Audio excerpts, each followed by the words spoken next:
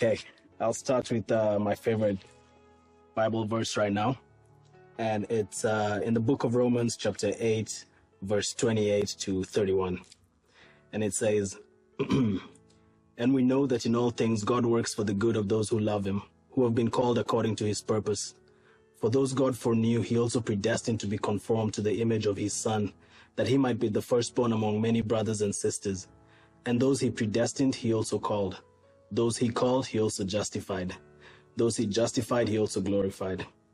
What then shall we say in response to these things? If God is for us, who can be against us? So my story and my relationship with Jesus started when I was a child. I was born into a church-going family. Awesome parents. They raised us, by the rod and going to church. Never missed a Sunday school. And, but that was pretty much my parents' choice to get into church. And, I obeyed because, after church on Sunday, we had to go eat lunch. And then in 2011, my father passed away. And really, that's really what changed my life. And I went from having, a leader to follow and, obey to kind of like wandering on my own.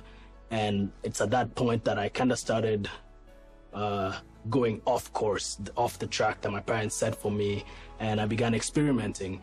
And, after my dad died, that was like the lowest point in my life. And I, naturally started questioning God. I kind of always knew God existed, but I kind of started questioning, like, really, why God? Why do you even exist? And, I started experimenting. I actually, went in search of God. And I actually started studying different theologies. I studied, Islam.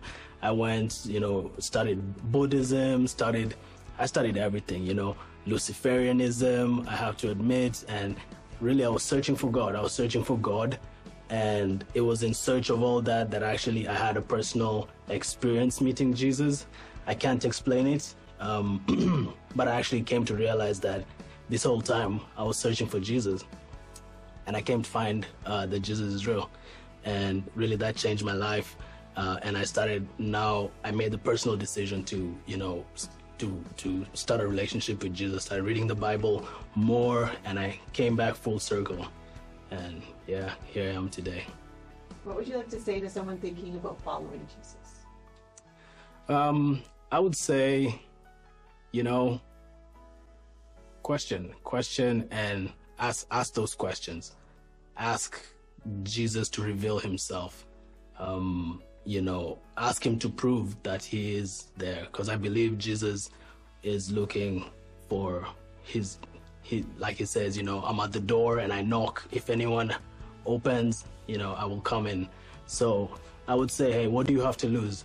You already know. Really, the people who come to fully accept Jesus are the people who often are the most desperate. So, just ask Jesus to reveal himself. Yeah, that's what I'd say.